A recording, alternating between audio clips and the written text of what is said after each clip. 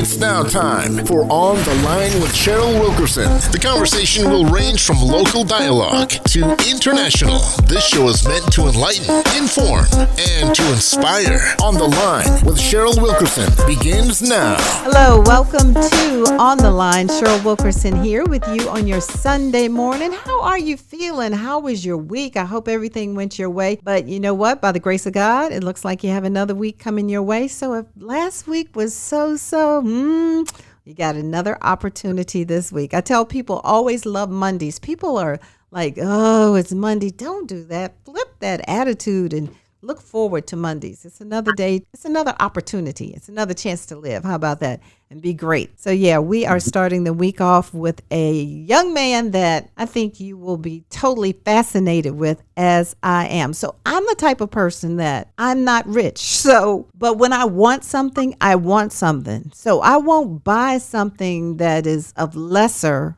I just like squirrel my little pennies away until I can buy what I actually want. Because that's what I want. That's the way I am. And my wants are exactly what has brought me to the young man we're going to talk to today. We welcome to On the Line artist extraordinaire, Rene Dickerson. Welcome to On the Line, sir. Well, thank you for having me. I'm honored to be in your presence by means of the media that you use. Thank you. Not a problem. If you do not know the name Rene Dickerson, you probably have seen some of his works. He is a master of acrylics on canvas. This man has been doing this for over 40 years. And check it out. It is not only gorgeous, it is stunning, but you have to sit down and think about this man taught himself this artistry, And that just speaks volumes to me about his greatness. And, I always say the greatness that runs through our veins. So Rene Dickerson, as a young boy, I know you said your father was very instrumental in getting you into this world of art, but tell us more about that. Well, it's really interesting. I always had a love for art. I mean, from childhood, I was always drawing. I just picked it up. I was always drawing. My mom, back in the day, women wore a lot of stockings. Yes. And my mom would have, there was a little cardboard that stockings were wrapped around, a little white cardboard. Yes. And I would take those, and those were my sketch pads. I would use those, the number 2 pencil, and just draw all types of things. So that's basically how it started. I remember even in kindergarten, some of my friends, they recognized that I was always drawing, and little projects that we had, they would ask me to draw for them. And it just progressed through school. My father recognized, and he had a love for art. And he, when I was born, the year I was born, there was this Belgian artist, Rene Dickerson, who was exhibiting in San Francisco. And my father named me after him, wanted me to be an artist and a minister, and both I am.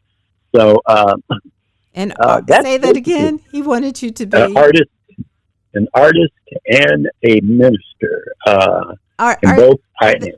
Are they connected in some way that I have never thought of? I don't know. I think it's just. I think we all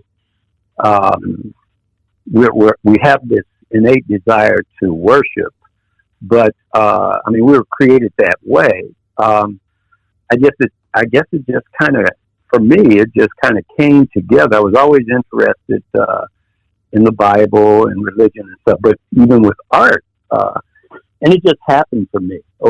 I just stayed at both of them. I had interest in both of them over time, and so here it is. I meant to say earlier that when I first started the show, I want you to give people your website, because as they listen to this show, I want them to go to the website so they can see your work. Well, yeah, it's really simple. It's ReneDickerson.com. Real simple. ReneDickerson.com. Go there because his work graces the homes of people like Berry Gordy, Oprah Winfrey, Bill Cosby. and his hand is just like, it should be in short. Hopefully it is. So as a little boy, you were taking those white pieces of paper that came in the stockings, and you were drawing. What were you drawing? Well, just different things of the day. Whatever was the interest. I remember, different cartoon characters. Whatever, kind of came to mind.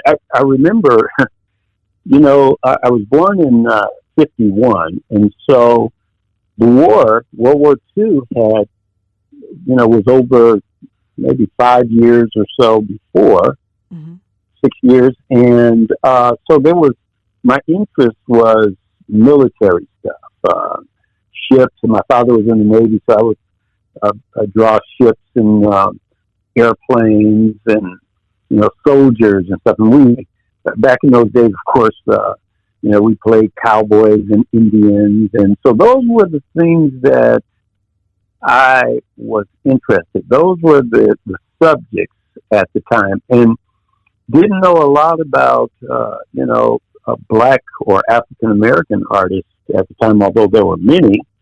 They didn't get the recognition, and I wasn't exposed to their works. But I remember my father, a little boy, about 7 years old, my father had a friend who was an artist. And my father recognized my interest in art, and I remember him taking me to, I forget his name. His first name was Frank. I forget his last name, but took me to his studio, and I walked in, and there were paintings all around, and he was sitting at the easel painting, and he and my father were engaging in conversation. But I knew then that this was my destiny. I wanted to make art, and I was about 7 years old at the time, and my father would always supply me with pencils and encourage reading and expose me to art, such as Salvador Dali and Magritte's work, of course, and other artists of the day. So that was my early exposure, and the subjects were just things of the day, early in the day, or things that were happening at that time. What a blessing to know at such an early age exactly what you want to do. So you went the majority of your life knowing exactly what the plan was, and that should be so comforting to know this is it. This is what I'm going to do. This is it. Well, I had an interruption in junior high school because, as many of your listeners may remember, Motown was starting up, and there were a lot of doo-wop groups, and we had sock hops and that sort of thing, and so I wanted to be a Temptation. No, you didn't. I fell in love with the Temptations. So we had a group, and we were pretty good. I thought we were going to really make it that way, and I was still making art, but that was my real interest until I got drafted during the Vietnam War. And, of course, I called away and went into the military. And, in the Army, fortunately, I was able to be an illustrator, an artist of sorts in the military. And I re-enlisted. I was in the Army for 5 years. Spent 3 years in Germany as an artist, and so I was able to continue. How did that work? I mean, how did that work? How did you become an artist while in the military?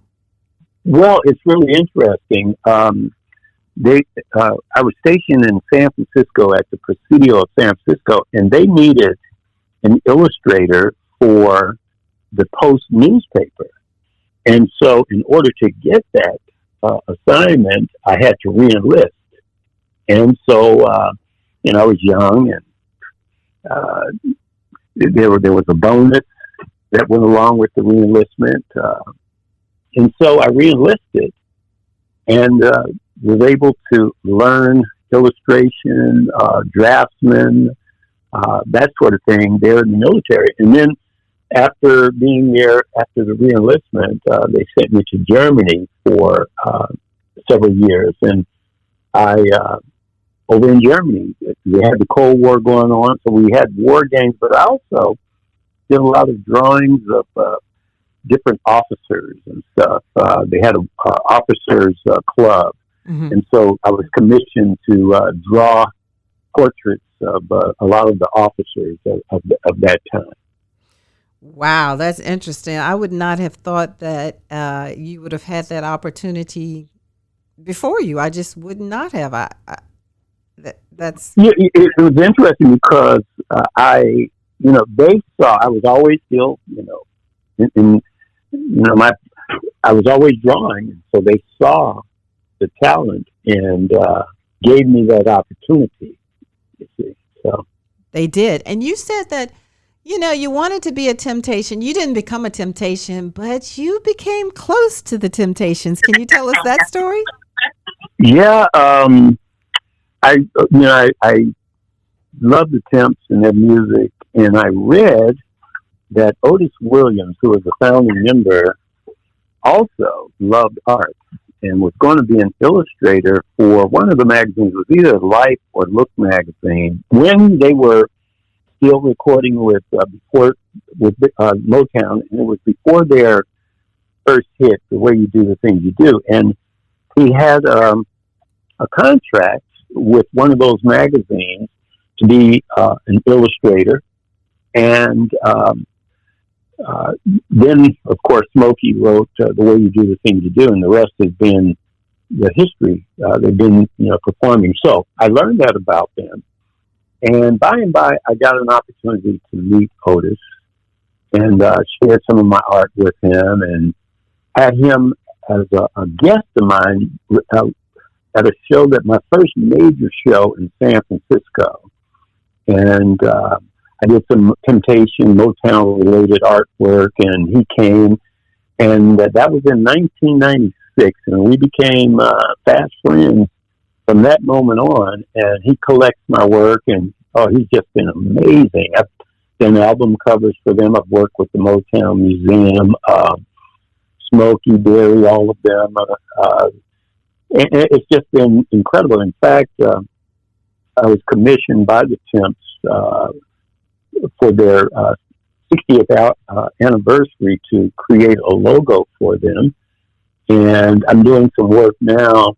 As we speak, I'm doing some work. We're planning on some designs that will go in the Motown Museum and the music museums related to the Temptations. So it's been a nice journey, and he's been an incredible friend and just a patron of mine over the years.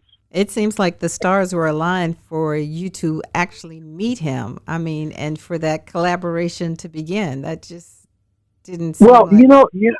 Cheryl, I think what happens though is I made the effort. I was introduced, and then I pursued. But just like with everything, I found out long ago that you can have all of the talent in the world, but timing is important, but you have to make it happen. The sky is the limit, and we can limit ourselves, putting ourselves in a box and saying that I can't do it. I remember as I was growing up, many people dear to me, and they were well-meaning. They used to tell me all the time, get a real job. That's not going to pay off for you. Well, that for me, and I didn't understand it at the time, but that was negative motivation for me. Mm-hmm. And it just spurred me on. I remember I used to go to our county fair in Pleasanton, in the Alameda County Fair in the Bay Area. And I would go to the art exhibit, and I always wondered, as a kid, I would wonder, how could I get in this show? And I inquired after I got out of the military, and that's where I first met Otis Williams. And I exhibited at the county fair. Met a man, this white guy, met him, and this man wound up giving me $12,000. He commissioned 6 paintings, Mm-hmm. and it was a total stranger. He saw in me what I was doing. He saw the talent, and he gave me $12,000. It's like the proverbial patron of the arts. And he told me, he said, I want 6 paintings, just paint and deliver them at will. And he started collecting my work, and that was a total stranger. But I knew that I had something to offer. And I was still in a growth period, I was still growing. But that was very encouraging for me, because here's Yes. people dear to me was encouraging me to get a real job, but here was a total stranger saying, I see what you're doing. Here's some encouragement. And that's, then that was part of, the growth of what I've been doing. As you are listening to this interview, type in Rene Dickerson and look at his work. It is stunning. You will be like, oh, I have to get some of that. So, Mr. Dickerson, I have to tell you, I have this wall in the great room, and the wall is bare because I'm telling you, I'm not going to put anything on that wall until I can get some of your works and put it on that wall. And I mean, I'm bound and determined about that. Do you find other people tell you stories such as that? Oh yeah. In fact, it's been a beautiful journey. It's really humbling to be able to be living here in Northern Virginia, coming from the Bay Area and the arenas that my artwork has gotten me into. You mentioned some of the celebrities that collect the work, but just the, average person. And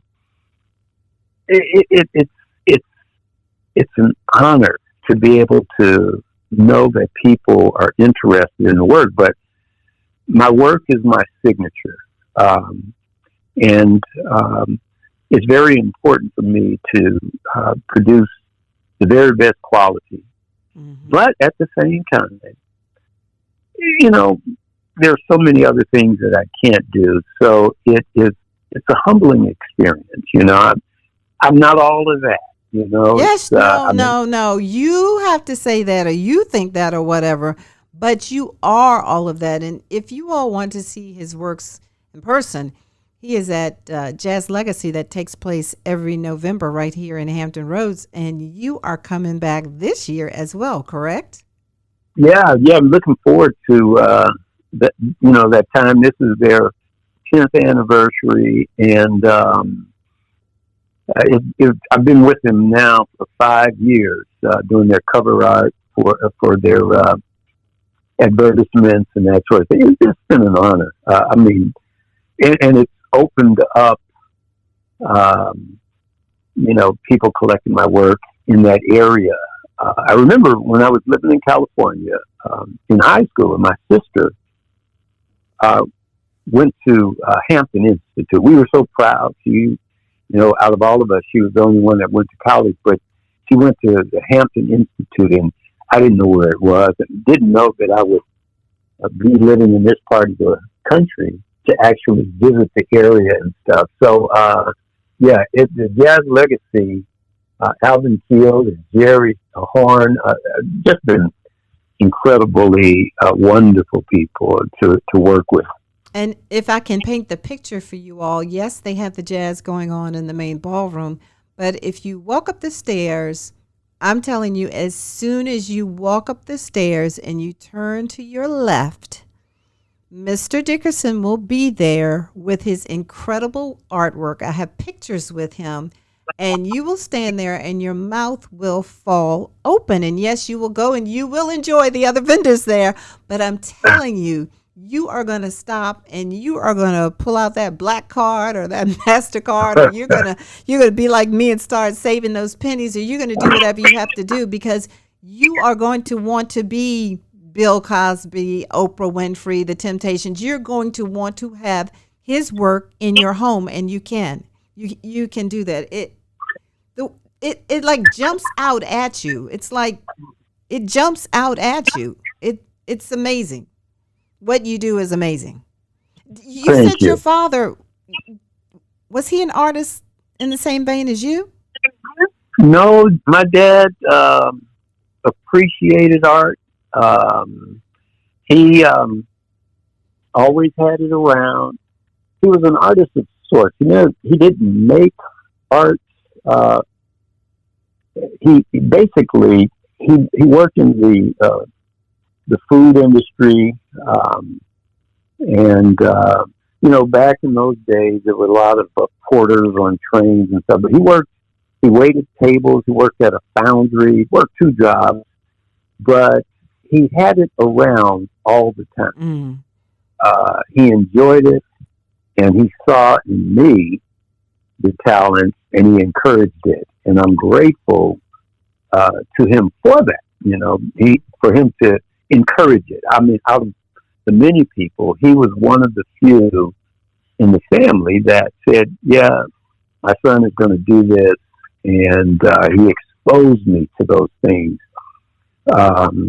His little apartments, whenever I would go and visit him, they were always set up like little museums where he would have found things and he would put them on the walls and, and